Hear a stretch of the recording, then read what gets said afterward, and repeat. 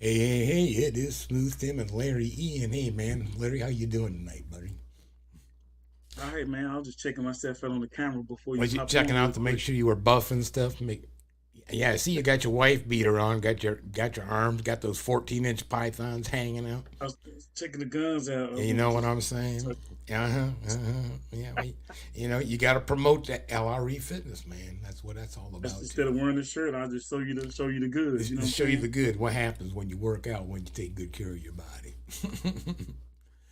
Anyhow, yeah. Hey, we really appreciate y'all dropping in and spending another Wednesday evening with us on Tim's Tidbits, and we'll get right into the meats and potatoes of things so that Larry can go finish working out and getting those guns even bigger for y'all. Anyhow, hey, the question pops up about who is Flannery and Associates LLC. Uh, and the question gets popped up by a senator who was a little bit concerned about this particular company buying up acreage all around Travis Air Force Base in California. So check this out and get back and talk about this. See what you think, Larry. Tonight, we're digging into Flannery Associates. The firm purchased 55,000 acres of farmland in Solano County, including right near Travis Air Force Base. Now, that's nearly double the size of San Francisco. Yet no one, not even the federal government, can figure out who's behind it. And more importantly, why.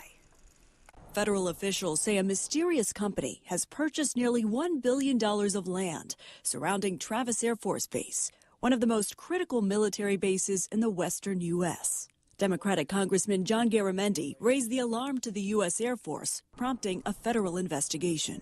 In your briefings on the matter, do you have any reason to believe the purchase of this land is for spying? I have every reason in the world to believe that this land is in an area in which spy operations or any other nefarious activity could take place that could detrimentally impact the ability of Travis Air Force Base to operate in a moment of national emergency. Public records show the company, Flannery Associates LLC, began purchasing the land in 2018, and investigators say those acquisitions ramped up this year. But now literally 3 sides of that base is totally controlled by the Flannery Group. Nobody knew who they were. Who are these people? Where did they get the money that they can pay 5 to 10 times the normal value that others would pay for this farmland? 8 months of investigation, yet We do not know where this money is coming from. So they've invested over $1 billion in 55,000 acres of land around a sensitive Air Force base, and nobody can figure out where the money's coming from. Well, did the government not know the land was for sale initially? Well, you never know how the individuals were approached, right? Somebody could have come up very covertly, right? Just out of the blue, knock on your door. Hey, Larry, I'd like to buy your property, and I'll give you twice of what its market value is, and here's a bank check, and you can go make sure it's good. And you're like, damn, all right, I sell too. right? Yeah, I can see they can be So, like, I mean, they could be oh, doing it just like that. Not necessarily doesn't have to be land for sale, but it could. I mean, no, yeah, what do they that's say? true. Everything's for sale. Everything has a price, right? Yeah, But it I used find to it be. kind of Yeah, interesting that, yeah, you would think that. I wonder how that senator got that to his attention, because you think that 55,000 acres would come to the attention of the county clerk Like, damn, aren't you in here quite a bit buying chunks of land up? And yeah, start to question, what's going on. Especially when it's near.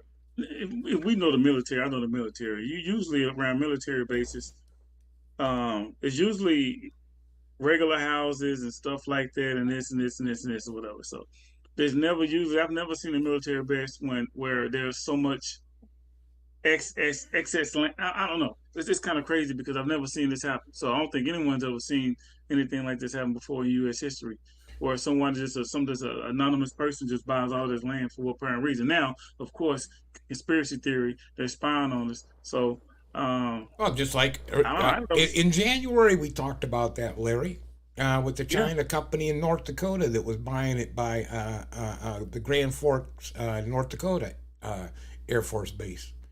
Until they're like, yeah, well, guys, there's this Chinese company buying property up all around us where they could easily monitor whatever we're doing. and And then what's going I on think it's here? more integral now because they don't know who bought the land. They don't know whether the Russians, the Right, Germans, or right, any kind of right, ally. That's right. why they're tripping on it now. If they knew who bought it, then they'll be like, okay, even though we know the Chinese bought it, we can still have our eyes on them. But they have no idea right now. So Hmm. that's you don't want to be out there in the dark when it comes to something like that, especially when it comes to Air Force bases, Army bases, anything with Isn't that crazy that's that going to. something like that could just, that's how carefree sometimes how our society is so wide open to that kind of stuff in a lot of senses. Like, that's how our country was built. It was built on transactions like that. Land being stolen or bought or whatever it was. That's how this whole country has been established over simple transactions like that. Wait, Simple or even more wait. complex transactions. Yeah, because what was it? The Dutch explorer bought the Manhattan, right? Yeah, For yeah. off That's of been the Indians for what? Some like beads or some bullshit, crazy stuff. Yeah, it's like yeah, money. What? Let's just give us these bees and this stuff that we can outgrow or whatever. Thank you. So I own I, Manhattan now. That was a I'm hell of a just good saying, investment, man. wasn't it? Hell, even if he Was gave, it? that was a real good investment. That guy had Then some they stole the foresight. rest. Then they stole the rest of the land. We buy this, but we steal the rest of the crap from these Indians. They're easy. Mm, mm, It's mm. wrong. Hey, But anyhow, hey, let's run on down to your state, the great state of Texas, Larry. And apparently, Governor Abbott has deployed these barriers over 1,000 yards. It's 1,000 yard barrier that they put into the Rio Grande, and the Department of Justice has an issue with it because apparently he didn't ask permission and this and that. But these barrels, they like rotate around. They got razor ribbon on them, so there's a lot of humanity issues as well as just check this out, but some other issues involved with what's going on here. The Department of Justice is threatening to sue the state of Texas over the floating border barrier in the Rio Grande River. Governor Abbott says his office was sent a letter on Friday saying the DOJ plans to sue. Democrats have pressured the Biden administration to take legal action against the state of Texas after Abbott announced that floating barrier in the Rio Grande River. Though this week, the president of Mexico called the barrier and razor wire, quote, propaganda for photos. Governor Abbott took to Twitter saying Texas has the sovereign authority to defend the border under the U.S. and the Texas Constitution. I strongly suspect the leadership of the national immigration organizations believe that they need to intervene in this situation and get this stopped to restore federal control over these areas. So I expect a lawsuit to come in the relatively near future if the state government doesn't change. The DOJ set a deadline of this Monday for Governor Abbott to respond. In Abbott's tweet, he wrote, quote, "We will see you in court, Mr. President." Alrighty then. What do you think? I think that's stupid. For one thing, those barriers are pathetic. Okay, you can swim under them if you know how to swim. That's just like buying a brother some good fried chicken and sticking one of those grocery dividers in front of him saying, hey, don't eat this chicken because this is stopping you. You think that's what it's Really? about? They look pretty dangerous to me. They said they keep them so that they float like about 3 foot underwater, and they spin so that you can't climb over it because that it'll just spin, and they got that razor ribbon shit, right? And so if you try to swim under it, yeah, you're probably going to catch your back. Yeah, you're going to get cut up a bit trying to get across it. That's a waste of taxpayers' dollars, bro. And I'm telling you something. If someone, listen, if you living in Mexico and you taking the risk to get into United States, you're just gonna take the risk to get into the United States. That little bull crap they did is not going to prevent it. You think a few bumps and bruises and cuts is not going to stop a person, right? That ain't going to stop. I mean, I know some Mexican homies that, man, they like, bro. But you know where he screwed up. You know where he screwed up is when he didn't coordinate it with the Corps of Engineers, Army Corps of Engineers. Well, he coordinated with Texas engineers, of course that, but yeah, but you know, you've worked with.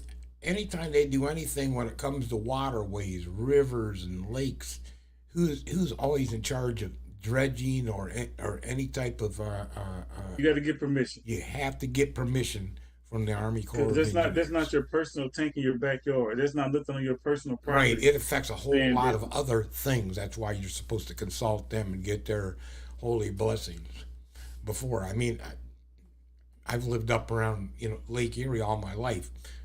Anytime any of the tributaries, whether it be the Maumee River, the Sandusky River, any of the other, the Detroit River, any of the major rivers coming into it, it's always the Army Corps of Engineers doing the dredging and doing the work. And that waterway doesn't belong to Texas, does it? No, not. Their authority extends obviously halfway into the Rio Grande, but actually, that's really U.S. property because it goes through more than just the state of Texas. Okay, why don't they just stick it on land in Texas and then make them want to jump over it? There you go. I think that's what the border wall dumb stuff was. It never got. That's the same thing. There's a floating border, which is not going to work. Nothing is going to prevent people from going across the border, whether they Hispanic or they're Cuban, whatever. Right. They're going to find a way to get over. Listen, Tim, I was watching a television show where this Cuban kid wanted to get out of Cuba so bad, he jumped inside of an airplane right when the wheels are going up and hid in the airplane bottom. He got in there, and then they flew him to I forgot what they flew him to, but then again, he almost died doing it. But he still got hitting the landing gear?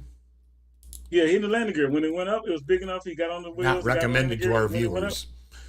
Yeah. Right. But, yeah. Yeah, when he went up, he got out. So you can't stop nobody from getting over the border. They're going to get over. But it's only 1,000 yards, too. So, what's 1,000 yards besides, as that one guy said, just a publicity stunt? I think it's stupid. I think it's a waste of tax dollars. I think it's stupid. Of Texas. I think you're it's typical of Texas government and all the guys in the office or whatever. They sit there and think of strange and stupid ways to spend money, taxpayer dollars, just to prevent inauthenticity of people from coming across the border. And in reality, Texas did belong to the Mexicans a long time ago. Yeah, maybe they should take it back. How about that? History. How about that? It got stolen. Maybe they re-annex it. How about that? We're going to re-annex Texas. Santa Ana had the right idea. I don't know why he just quit. I know the history, so it's ridiculous. So it is what it is. And hey, well, the political season's coming up. Let's move on. The political season's coming up. And, we're going to have some choices between possibly somebody behind bars and somebody who could probably use a bar everywhere he walks, right? But in any regard, that was a good one. It happens to be the truth.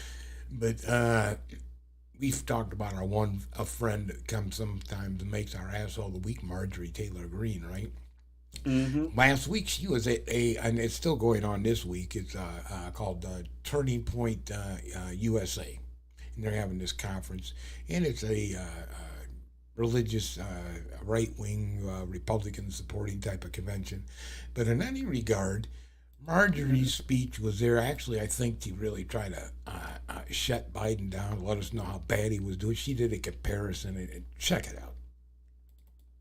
Lyndon B. Johnson is very similar to Joe Biden. How are they the same? They're both Democrat socialists. Lyndon B. Johnson was the majority leader in the Senate. Does that sound familiar? He was vice president to Kennedy. Joe was vice president to Obama. He was appointed as the president after JFK was assassinated, then he was elected. His big socialist programs were the Great Society. The Great Society were big government programs to address education, medical care, urban problems, rural poverty, transportation, Medicare, Medicaid, food stamps, and welfare, the Office of Economic Opportunity, and big labor and labor unions. Now, LBJ had the Great Society, but Joe Biden had Build Back Better, and he still is working on it.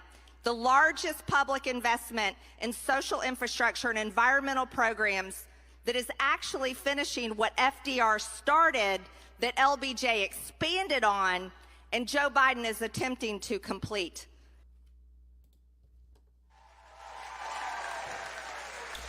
What an endorsement. Well, I was like, well, she went off the rails with that. I don't know what she was intending to say, but was that not like kudos, you're doing? Yeah, I was waiting for her to say something negative. I'm like, well, I know LBJ and I know a little bit about Kennedy, and LBJ was the guy that pushed forward the civil rights movement. Right. A lot of good He things came happened. after Kennedy and FDR, right? What was wrong with the Roosevelt? And yeah, he did a lot for African American people, and he worked a lot with Martin Luther King and his staff, NAACP, I think at the time. So. And you still was bringing people out of the recession in the 20s. So, I mean, these people. Yeah, he had a lot of good things. And they're comparing their economics to Biden's economics and say, it worked and Biden's carrying it on. And I'm like, well, where are you going with that, Marjorie? That's like, and Biden is using that whole particular soundbite that we just watched for his political ads. Yeah. Why, thank you. That's the best compliment I've ever gotten from a Republican. I appreciate the endorsement. It's like she's trying to be negative the whole thing, but then she was stating too many facts that actually moved America forward during those times. You know what I'm saying? A lot of people might have not liked what happened, but a lot of people, it kind of brought black people and white people kind of not on the same level, especially economically. It brought them into the same conscious state of mind. Same conscious in terms like, okay, we're going to work together more. Yeah, when you can get a consensus, a conscious sense of mind saying, this ain't quite right. We need to make some adjustments here.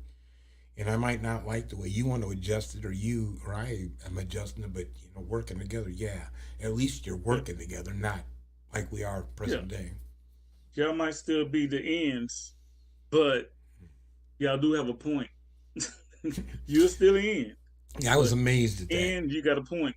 But you know what? That's what happens when you get some of these idiots, like a Marjorie Taylor Greene, that's representing people. And she's going to be there for a long time. She's going to be there for a minute, just like, what, and Santos, and George, and some of these and other. Still giving them platforms. And it's like, you got to be kidding. Racism. And we almost got a Herschel Walker, Larry.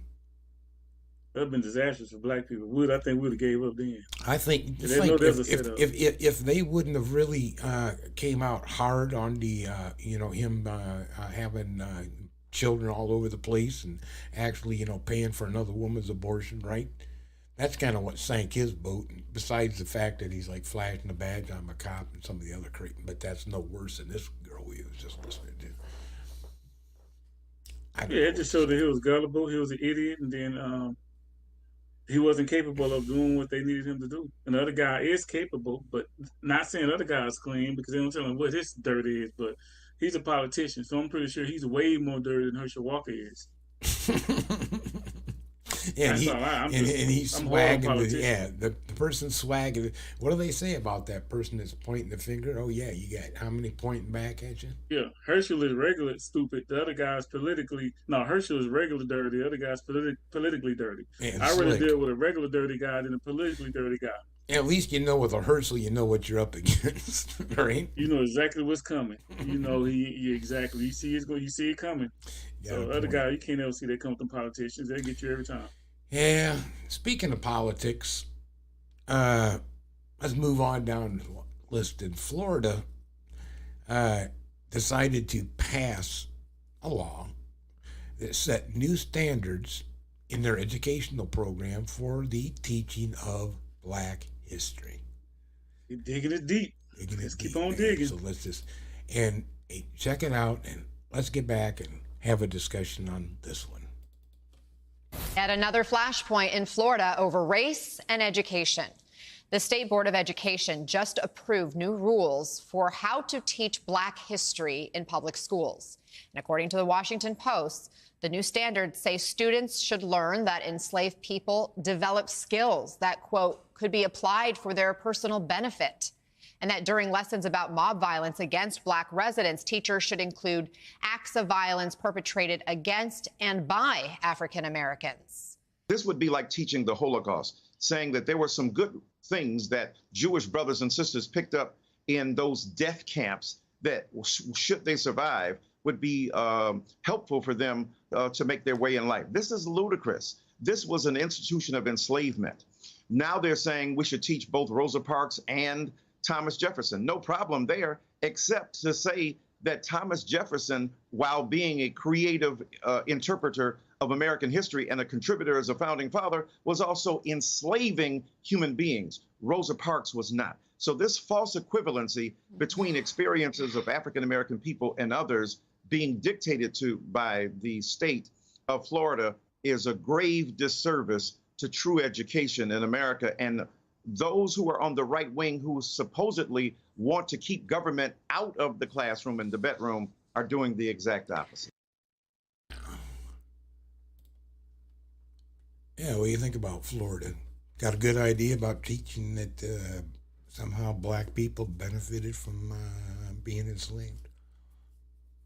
Okay, I couldn't put it no better than what I think the light-skinned brother, whatever he was, put it. But so I guess the state of Florida is saying that if Black people, Africans, would have came here on their own, they wouldn't have learned shit. They would have got here and been dumb as hell. Never would have learned how to cook, build, create their own families, housing, create their own factories, their own manufacturing, anything. They wouldn't have learned none of that if it wasn't for the masters taught them all that. What were they doing before they got here? I don't know how to interpret that. I mean, really, was that, is that like, you know, why do you want to erase, you know, the bad part of history? You know, how certain segments of society, based on race, creed, color, religion, and it affects all. I'm just saying, why do they keep trying to hide? Why do you want to hide that? You know, you want to hide something that is holding a certain race of people down now. The same simple fact that slavery occurred in America, and after it ended, there were barriers for these same people that were under slavery. There were barriers to prevent them from moving forward. Why don't you want to teach that so the kids below can know, and the people that are associated with the ones that are creating the barriers can alleviate those barriers so those people can start moving forward? Even not my generation, but my kids, my daughter's generation, or the younger generations. The reason why people got to know history is because you want to remove those barriers to make an even playing field. They're trying to keep those barriers in place by saying slavery was bad, but it was good because slaves learned how to be what?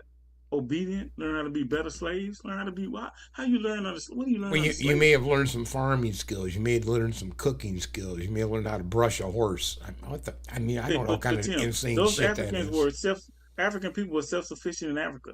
The best hunters, I guarantee, they came out of Africa. So they didn't have to learn how to hunt. They didn't have to learn how to build a house. They were building houses out of woods and clays and stuff like that. They weren't using tents and fabrics. Let me say, would have figured it out. I knew I was going to be talking about this, so I purposely started a conversation with a person I knew that would maybe have a little bit of a skewed viewpoint.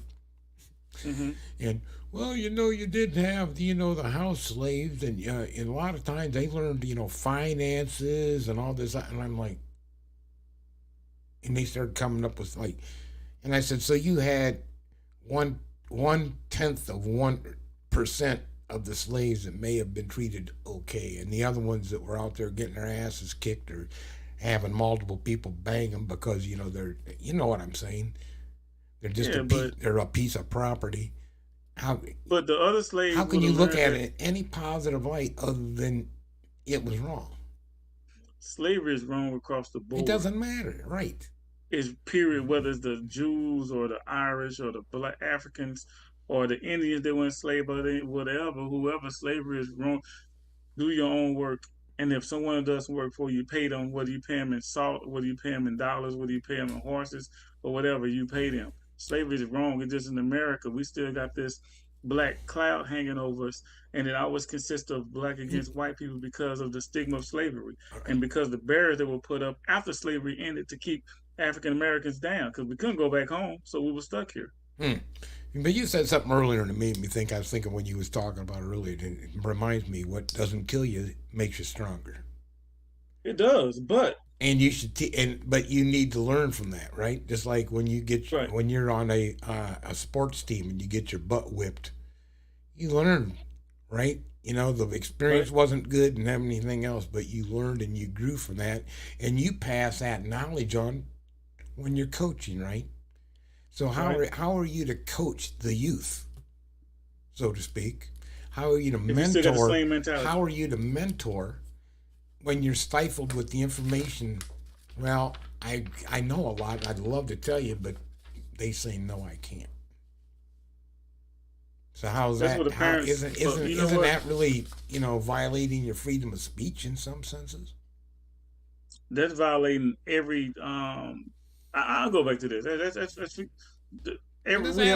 what do you think? Our rights have been infringed upon. They will be infringed upon because the federal government does not care about an individual. They only care about an individual or individuals when that individuals have enough power and strength to go against what they say. Okay, period. We got the Constitution, we got all that crap, but if you get strong enough people, enough lawyers to go against what they say, they're going to infringe upon your rights every time. Every time. So, in slavery, it's just ridiculous how if you're going to teach it right. It's just watered down. You don't do that. But at least, Tim, they're talking about teaching something. We got to start there. Let's just take that little piece and say, even though it's wrong, at least they're talking about it now. Because when I was a kid, they never told me anything about that. Well, yeah, I guess in some sense you may be right. At least it's a cracker. I mean, I said at least it's a cracker. I mean, a crack in the door. Cracker in the door. Anyhow, it's a start. It's a start. It's a start. So I'll take that, man. Hey, anyhow, speaking of starts, back in school, I guess when you was and it could have been when you was in grade school, 5th, 6th grade. They always had a career day, right? Right. And the firemen would come in, the policemen would come in. You get your dad or mom to come in and talk about what they did and stuff, right? Remember that? Back in the 1950s, they had a promotional commercial that they put out to help maybe give a kid an idea, what he might write about.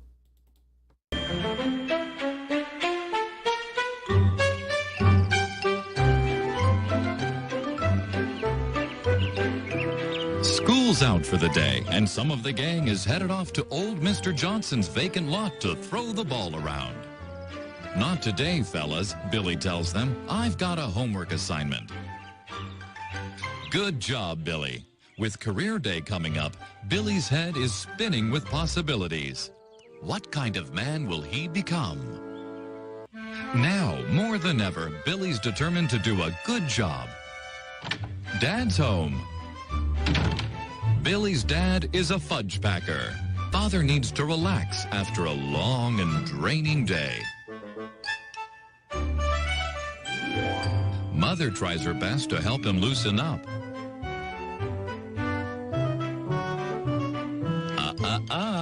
Dad likes to do his own teabagging.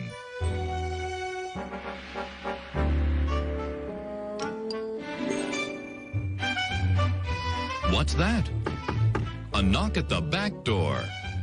Yes, Father is always willing to accept visitors through his back door. But Mother has to remind him his work is done for the day. She'll take this one. Oh, thank thank you, says Mother. Mother's saving up green stamps to get sister some jewelry for her birthday. Boy, will sister be surprised. Why, she's asked just about every boy in town to give her a pearl necklace.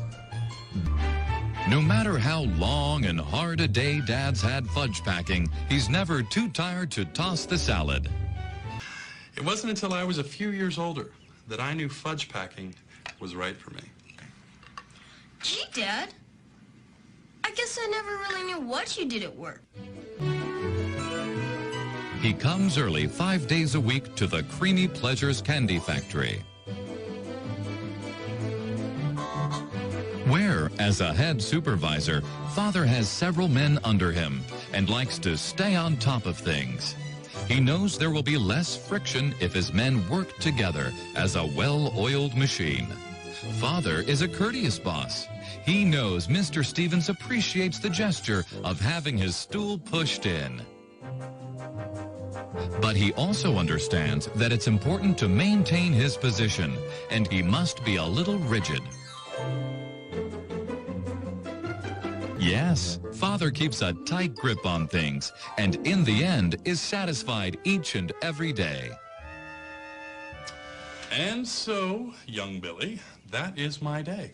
Gee, Dad, do you think fudge packing is for me? Too soon to tell, Billy. Too soon to tell.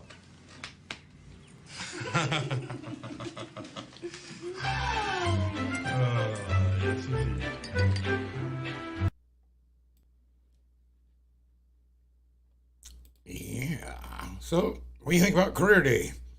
Where you find that at, man? What?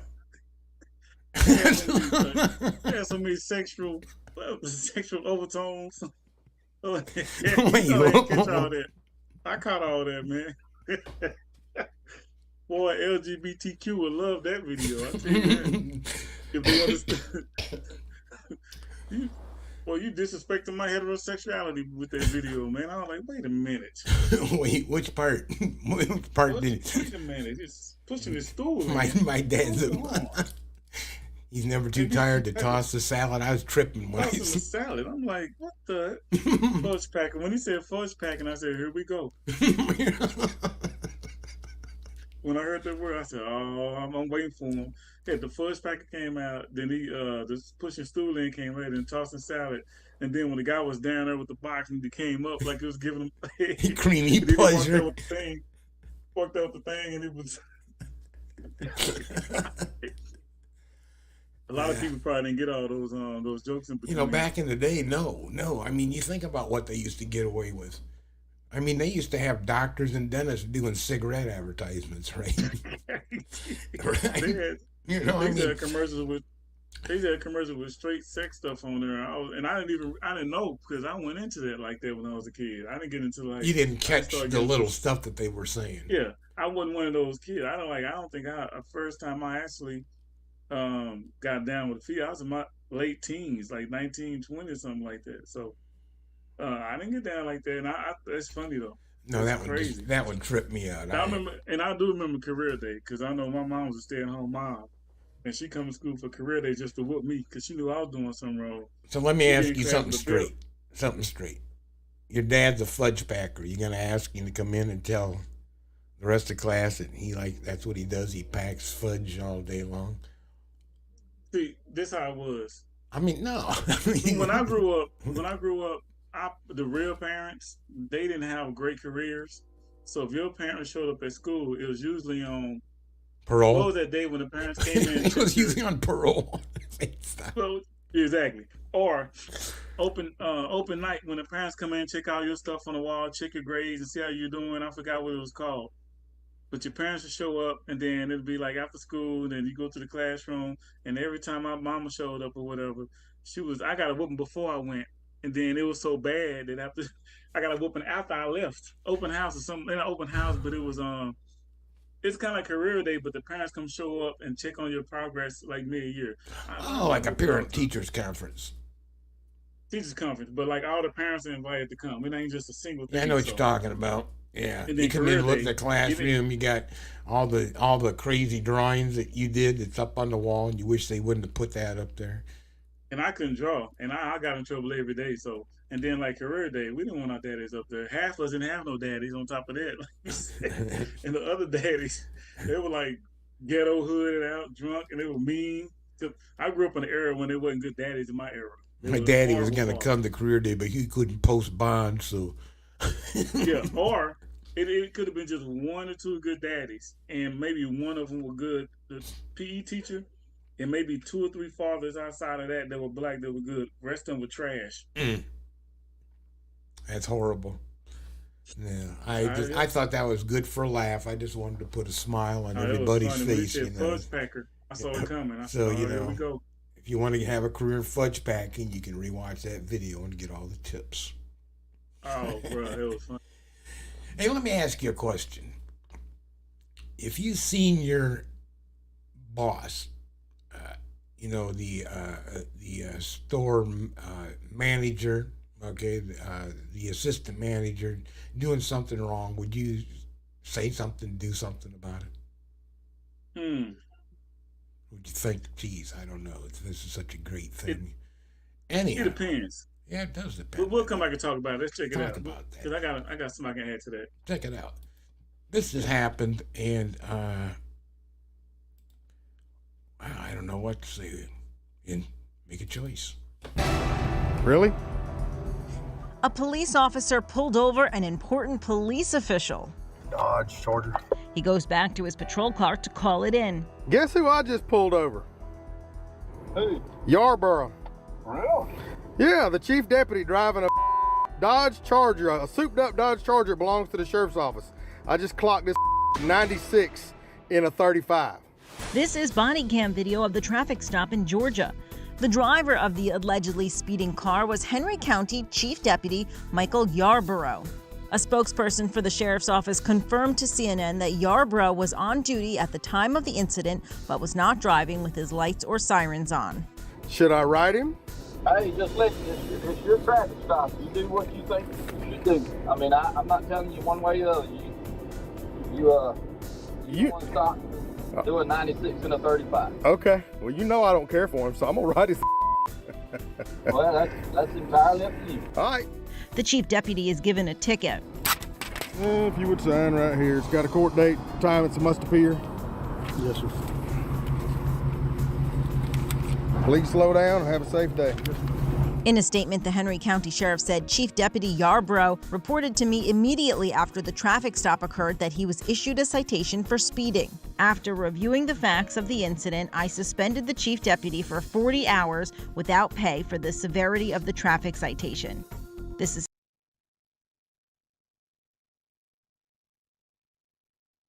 Well, he ain't care for him, so there you go. Yeah, but you know, a lot of that would have slid a lot of different places. But I mean, what, 96 and the 35? He didn't have to write him up. Yeah, that's almost like He just didn't like him. He didn't like him, so that's why he wrote him up. It was personal.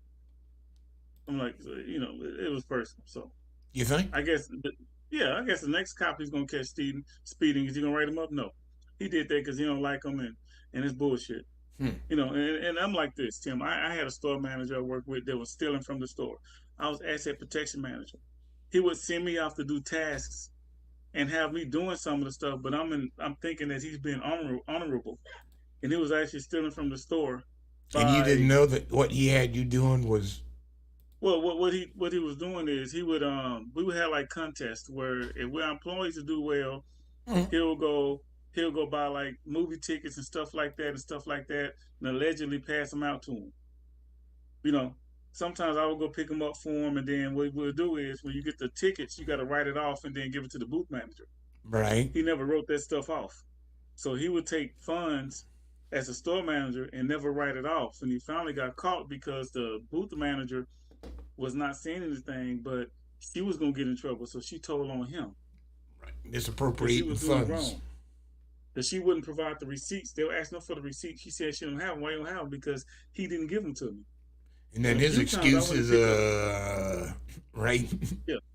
So, and I went and picked up a few of the tickets for him, thinking that he was passing them out. So, I'm saying I would bust somebody and telling somebody if I knew it was going to affect my job, if they were doing wrong.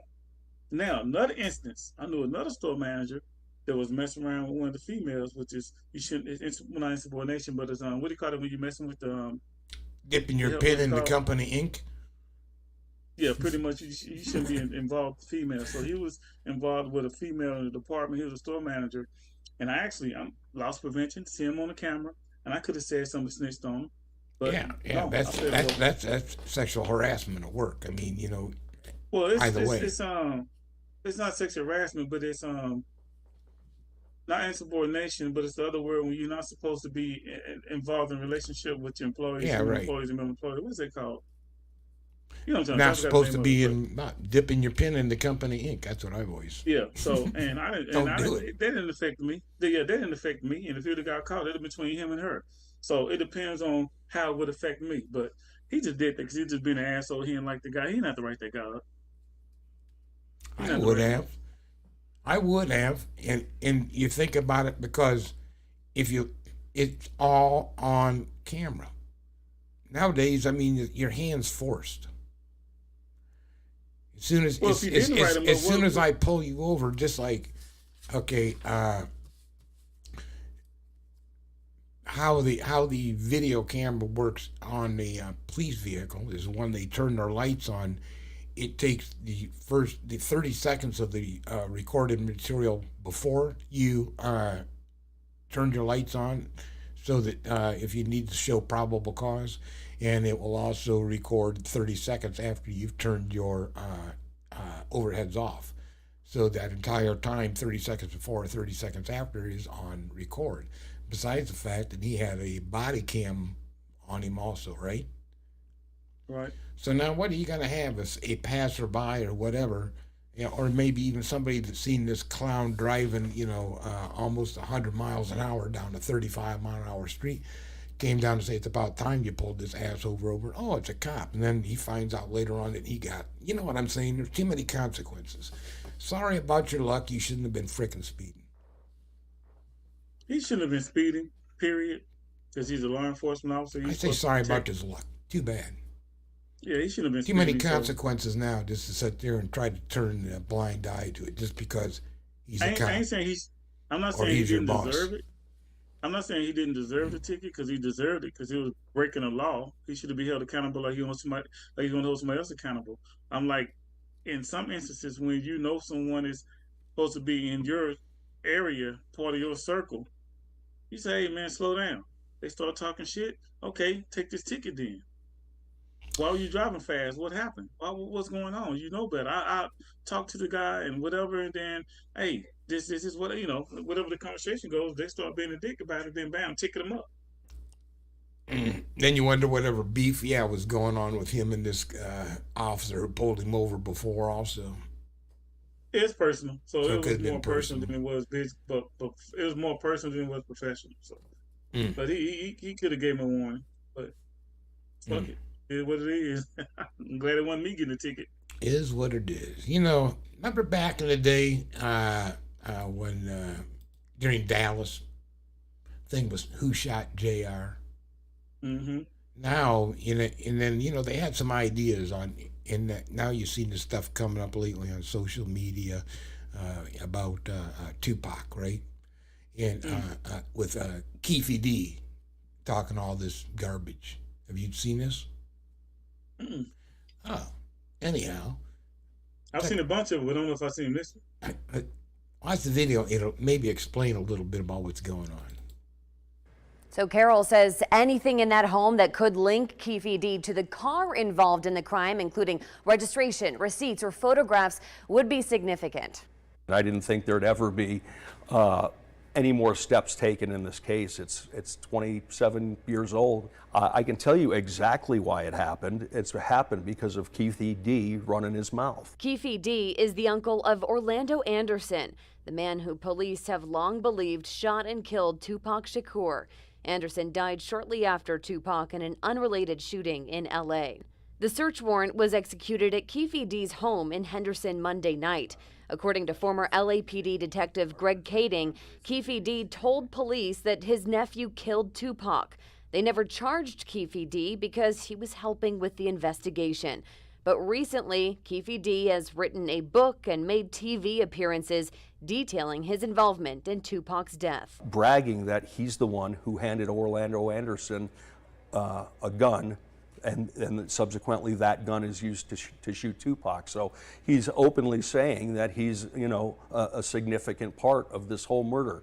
How many times are you going to go on TV and say that before somebody's going to have to take some sort of action? Carroll also says he believes this would still be a difficult case to prosecute. Most people involved except Keefe D are dead, and the retired Metro officer says there's very little physical evidence left. The search warrant states police recovered laptops, computers, photographs, and documentary items from Keefe D's home. They also recovered .40 caliber cartridges or bullets. If they can match them up and say, wow, these are the same type of rounds that are in Tupac, obviously that kicks things up considerably. Will that happen? I think probably not 26 years later, but certainly it's something that they're going to have to take a look at.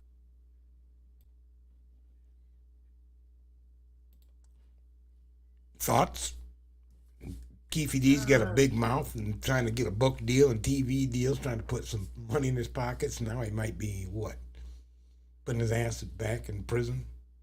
I'm like, everybody else got a TV deal, movies and biggies and actors making money off the story. I'm like, he might have some intel that can incriminate himself or make him some more money. I'm like, well, think about that. He did. Now, Larry, you had you have a gun that was okay. They may not find the gun. You say you provided the gun to your nephew that was utilized in the killing of Tupac, and they've got these spent bullet casings, right? That can show the same type of bullet and or the same type of markings. Caliber. Yeah. Kill markings. That was used to kill. And now you're incriminating yourself. No, you didn't pull the trigger, but you're an accessory to murder. You provided the gun. That's conspiracy. I mean, it's like conspiracy, accessory to murder. I mean, you're lining up to all kinds of different charges. I mean, what are you thinking? Yeah, it's plain stupid. But I don't think he would have did what he would have did if he wouldn't get away. He couldn't get away with it. I think he just knows that they're not going to find what they need. But he threw his was that his nephew?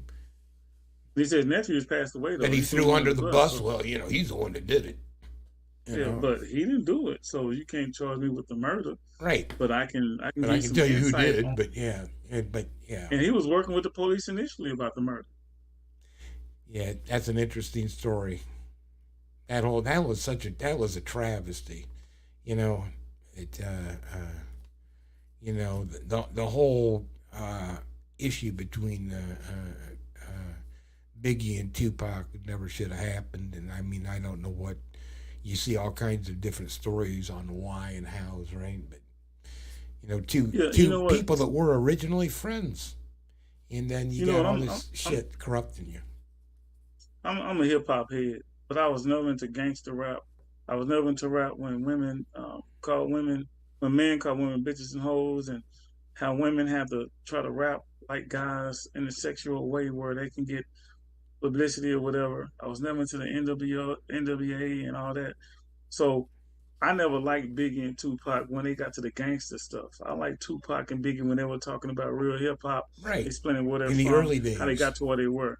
Yeah. Okay, they took it to a level where they lost me completely. So I think that if they put themselves in a situation to be gangsters, we all know what happens to gangsters. A lot of them don't live long, especially the street soldiers.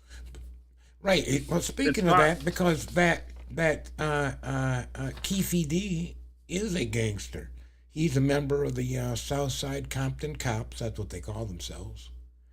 And he was real good buddies with, Eazy-E growing up. Now, wait a minute. Now you start looking, well, there could be a correlation there on why things happened, right? How things started. It gets connected to all of it. There you go. Suge Knight is the connection. So if anybody knows, Suge Knight knows. That's who knows. Probably. You'll never know. I know he knows. Yeah, that's probably gonna be the climax to the story. At the end of the day, Tim, when it's all said and done, when that man get old and decrepit, he's gonna tell the truth of what really happened. And it's gonna be big, and he's gonna make a lot of money off of it. Make a And people, movie you can telling the truth. yeah, Here's and the people truth. write It's that in a down, and movie. I said it. Yeah, they're gonna make a movie. Suge Knight probably he was in the car with him. He knows exactly who did what.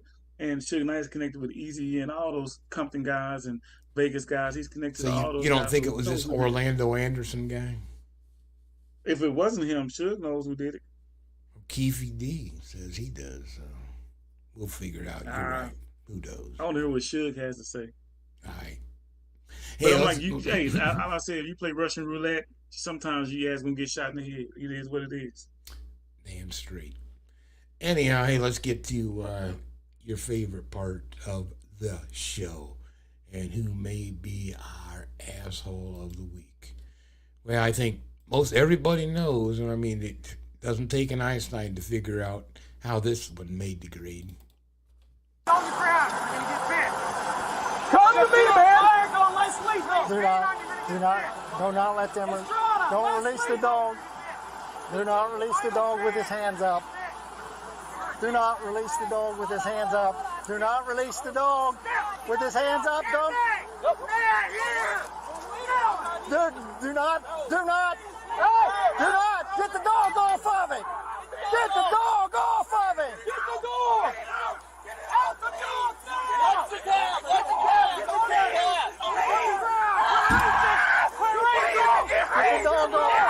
Get your dog. Get it out.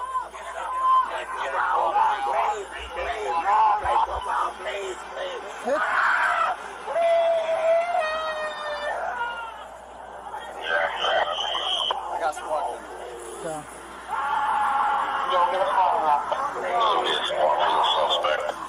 Hands are clear in the vehicle now.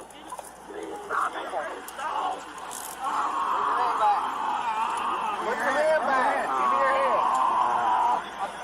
hand. Now, I know you seen that BS. That poor guy. You see why black people have it in for police officers? After that kind of crazy, that's in Ohio. Thanks to Ohio State Patrol made that stop, and that was a Centerville County. He was telling them not to release that dog with his hands up. He was doing the right thing. The fucking prick did it. See, who said it the best? Muhammad Ali said it the best. You might have one white person that is trying to help you out, but then again, you got a lot of 1,000 white people behind them trying to harm you. So you're gonna let that one in, not knowing if the other ones are nice like them or evil like the other ones. So how do you decide? Prime example: one officer was saying, "Do not release the dog." The other officer didn't give a fuck. The guy released the dog. Then all of a sudden now they got a problem with it because the dog attacked the guy, and he should never release the damn dog. The one officer tried to do the right thing, but look who you see out there. Well, you know what I didn't get is the dog had ran past him, right?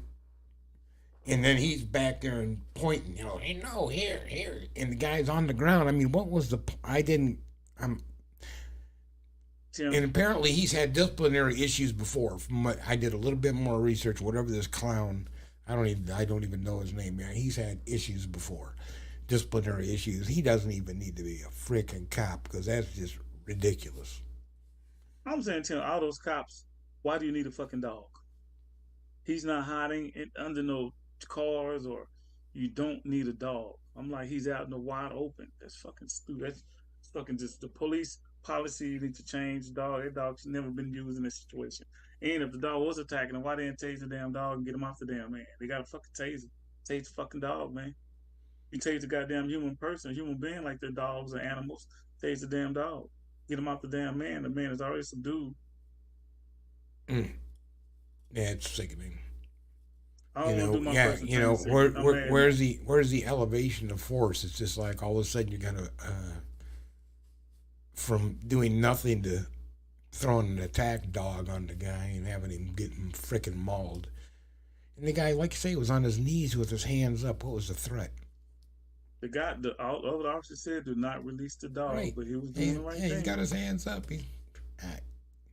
See that one that walked away who looked like he was gonna puke and shit? Like, what the hell? They probably bit him all in his head or some face or something like that. And tell him how bad the damages were. Yeah, well, we'll find out one of these days. We'll get to that.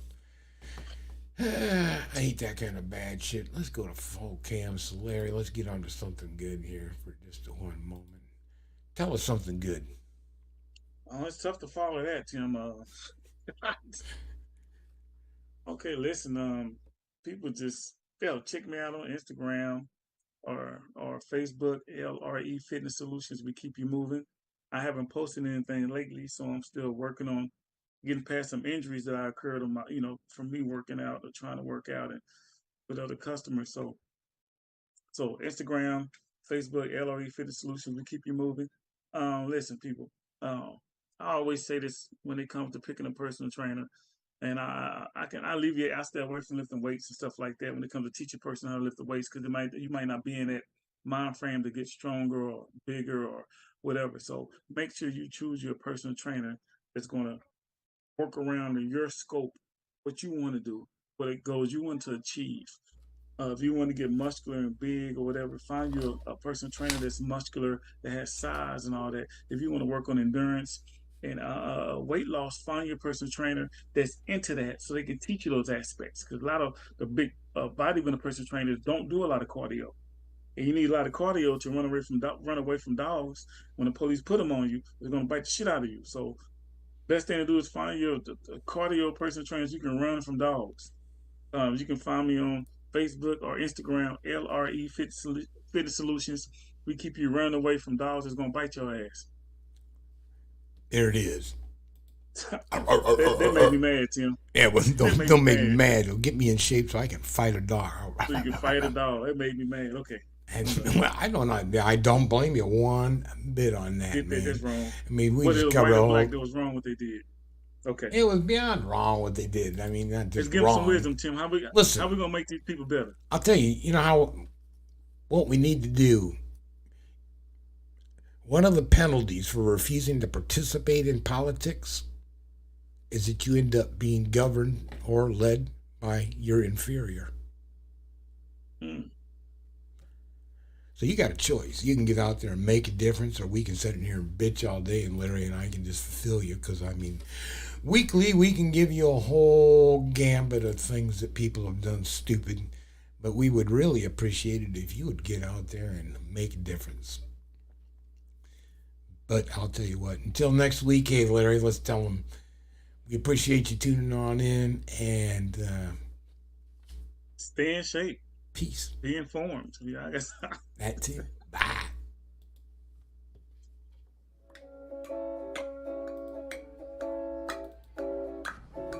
Join me every Tuesday for fun and games and play for cash. That's right. Sylvia Mid, the fun word guessing game is back, and you can come aboard and play. It's simple. Just email us your name and contact information and you are in.